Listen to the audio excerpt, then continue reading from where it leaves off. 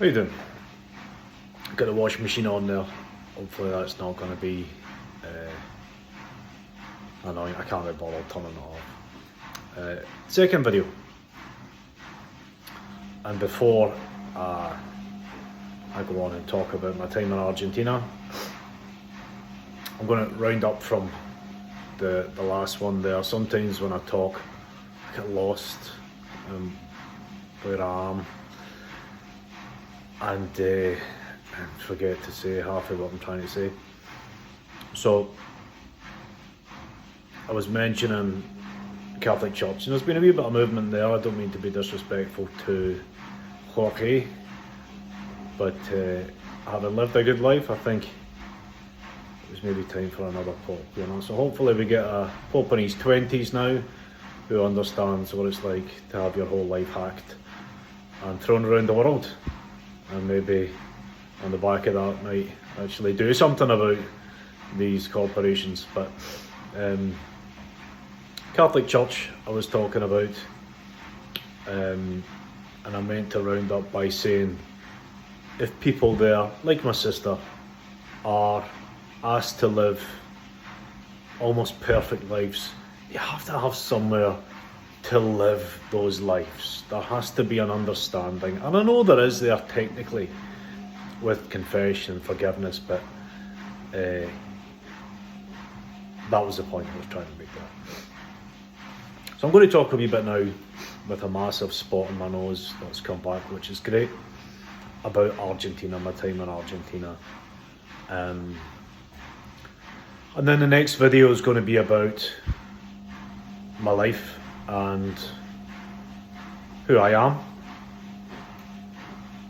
and what I'm trying to do and what I feel we should all be trying to do.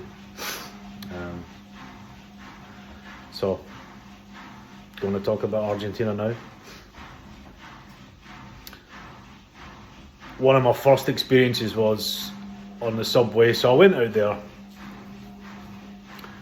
because a friend of mine had gone to Brazil straight from school, and I was always jealous of that. And things weren't going so well in my life really, and I just knew I needed to do something that was fun, that was for me right in that moment. So the blue of the strip, I don't know why,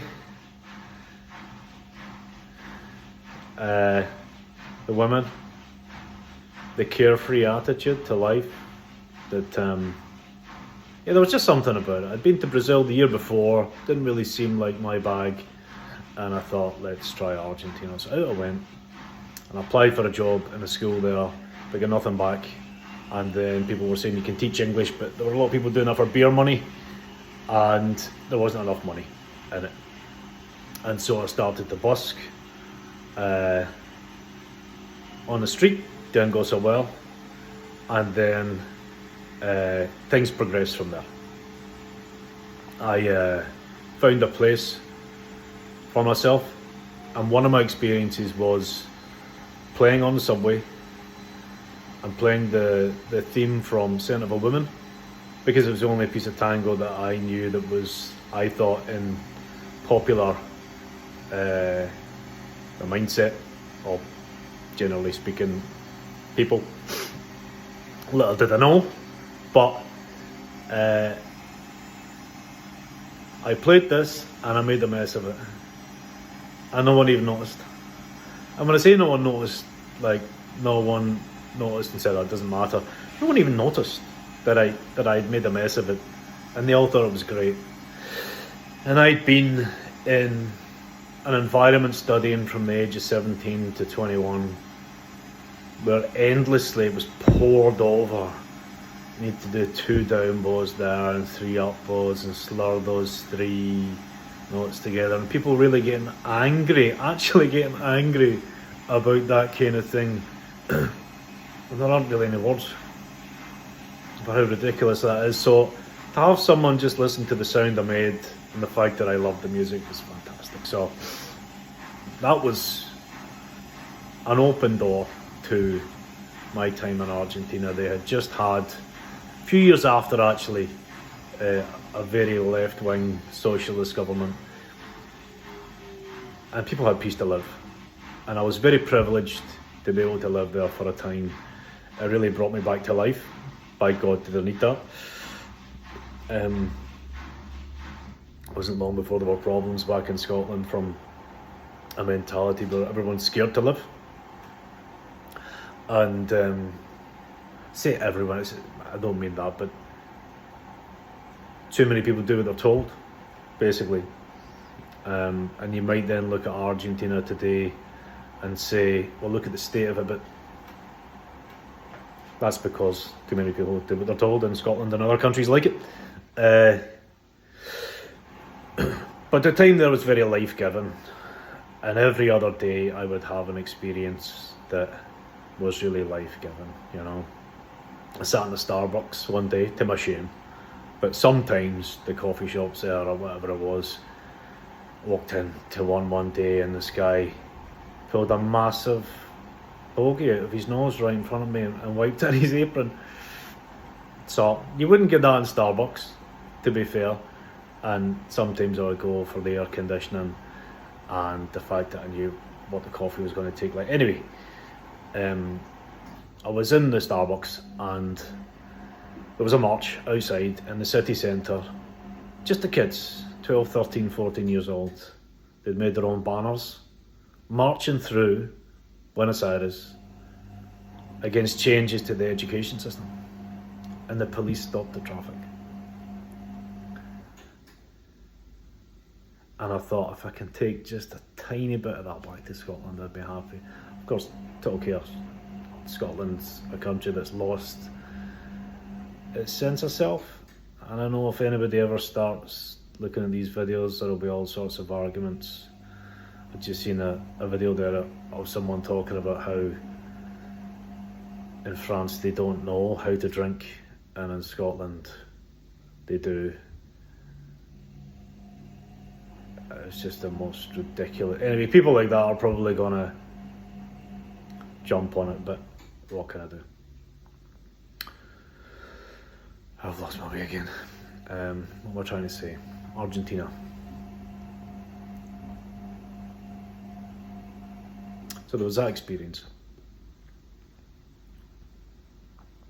Had on another day, I just played something, and it was this wee girl with her mum and dad. She must have been 3 or something. And she was saying how my playing was really friendly. So the word is amable in Spanish. And it was just so amazing to have a child able to express feeling for music in that way, to describe it like that intelligence. And I had those moments all the time. And it reminded me of what life should be, what life actually is if you get down to it. That's what we should always be looking for, family. There's another one. On a corner. So they have these wee kioscos in Argentina. You can get ice cream or you can get a coffee, a packet of crisps, just most things. Like a wee corner shop, but they also do coffee and maybe a bit of cake or something. And they put out some seats, and about 10:30, 11 o'clock on a Friday night, it was sunny right enough to be fair.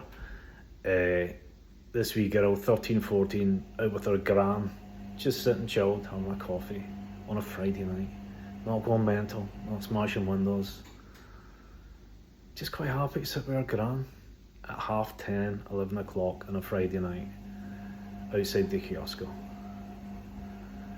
We've lost so much of that in Scotland, and I have to be honest, there's a real challenge to that here in Ireland, where I now live, as well.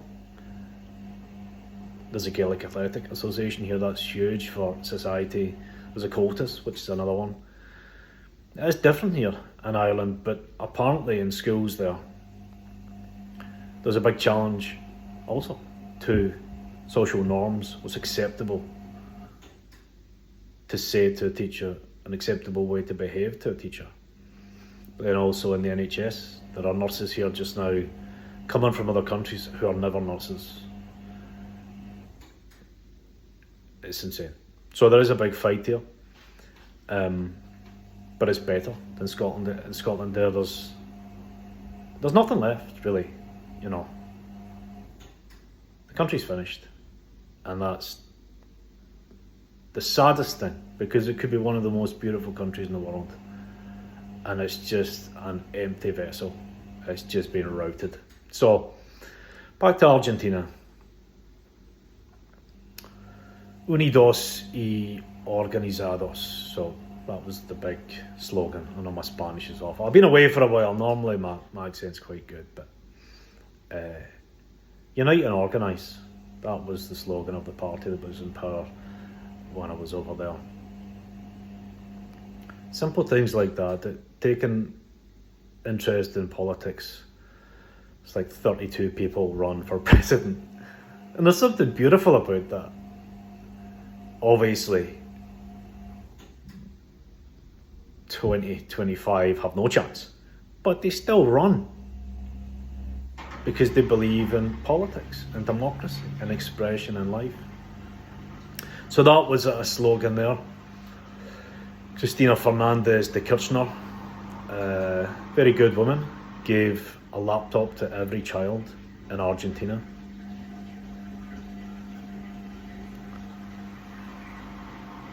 No words for that, you know. So in Scotland there, they had iPads, they could take them home. In Argentina, they just gave them to them. You can't place a value on that. So I said I'd talk for 20 minutes. I've got 8 minutes left to talk about more things, music-wise, and what am I going to say? Invited to asados, which is their barbecues, all the time. I played as a young couple, maybe 16. Yeah, about 16. They'd been going out for a year, and they paid me to go and play for them in the park. Another thing in the park there, I think I mentioned this in the last video, anyway I'll say it again. Making sandwiches. You make sandwiches up at home, take them to the park and sell them, and no one's thinking, yeah, but what's in the sandwich, you know? They're just thinking, I quite like a sandwich, bit peckish, that's cheap, person's just trying to make a bit of money, and maybe it won't last for much longer, it bloody well should, maybe it won't, but they still had it, and hopefully if it is in danger, I don't know if it is, but maybe it is, because I've had a few governments there. Mauricio Macri was like Tony Blair, just promised everything, done the exact opposite, devastated the country. So I don't know if things are in danger there. I went last year and I saw people were still strong. A lot of people had left the city because there wasn't enough money to keep them there, and there were far more idiots. I'll say there's another word I have in mind there, but idiots, particularly from other countries, who don't understand that in order to have a society and a community like that, you need to work.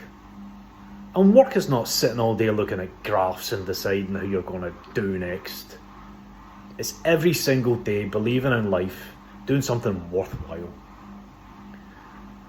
Like being a nurse, being a scientist, being a teacher, the police, a social worker, an engineer, doing something.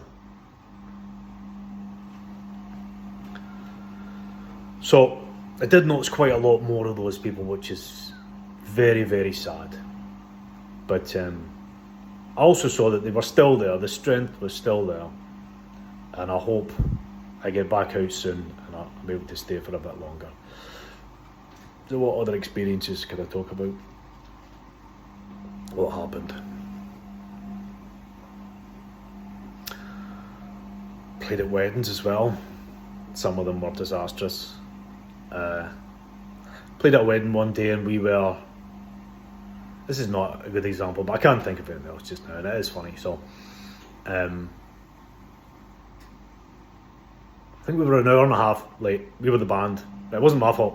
It was a guy whose friend it was getting married, and we turned up and I'm apologised. Nobody else has apologised. Everybody else is just chilling. You know, no one cares.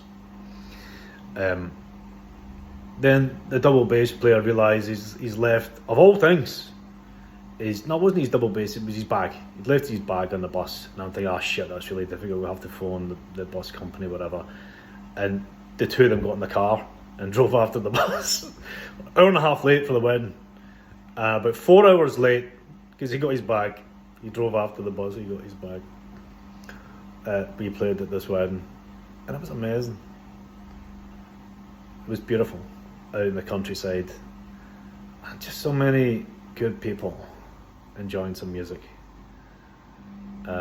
Beautiful people, inside and out. Just because that's what happens when you live right, when you eat right, when you exercise, and you exercise your rights to democracy, true democracy, which in Scotland, England and Wales today, there is none. There is none now. There is no democracy at all. So, yeah, that was another example. Another lesson for me. Here's another one. I'm playing some Piazzolla. So Astor Piazzolla was someone who studied classical composition first. And then he was told, you have to do what you believe in. And there's something in this for me also. I'm 43, I might write that symphony yet. He changed the tango a little bit, and he got death threats for that. He wasn't liked, but he wrote great music. So I'm playing Libertango on the underground. And there's this wee old woman, she must have been late 80s, early 90s. And there's a part in the piece where it's syncopated. And when I got to that part, it's the kind of climax of the piece. It's building up to this, then it's going to sails out on this little part, this syncopated part. And out of nowhere, she had big high heels on, must have been steel in the end. She starts stamping, not lifting her foot to stamp, just her heel. But you can really feel this, that syncopated beat. Her face didn't change, her whole body didn't change, but she started stamping out this syncopated beat. Ba, ba, da, da. You could feel it going through your body, It's little things like that. Strength in that little woman, And me personally, I was quite angry about my time at Music College in Glasgow. It was then called 2.5 minutes, then called the Royal Scottish Academy of Music and Drama. And one of the reasons I didn't get honours is I was insistent that in the third year I would do a little bit of myself and I'd play a little bit of Astor Piazzolla. I was 20 years old. And they gave me an ordinary degree. They gave me 4 scholarships in 3 years. And then they gave me an ordinary degree because of that. And I felt playing on Linea A in Buenos Aires. It was the oldest operating, or was it the D? I don't know. Anyway, oldest operating underground in the world. Still had, if not original, chandeliers. They'd recreated them with the velour seats, and everybody piling home from work, playing tango. I felt I'd arrived as a musician. This was 11 years after my exam. Took all that time and searching in the UK for something. And all I got was cuts. They took away all the music tuition in the of all places, in the Highlands of Scotland. They took 100% cut in instrumental tuition. So all I got was cuts and lies and deceit. Took 11 years. And out there in Buenos Aires, I felt I would still like to leave something, whether it's a great band or writing a symphony or whatever it is. But personally, that was my graduation 11 years later, because everyone applauded. There must have been maybe 78 people in a carriage, not a big carriage either. Really enjoyed it and applauding quite loudly. And I thought, yeah, I'm good. It was a beautiful moment. Okay, I've got 30 seconds. That wasn't enough. I'm not surprised. I could talk for 2-3 days easy with enough beer in me about Argentina.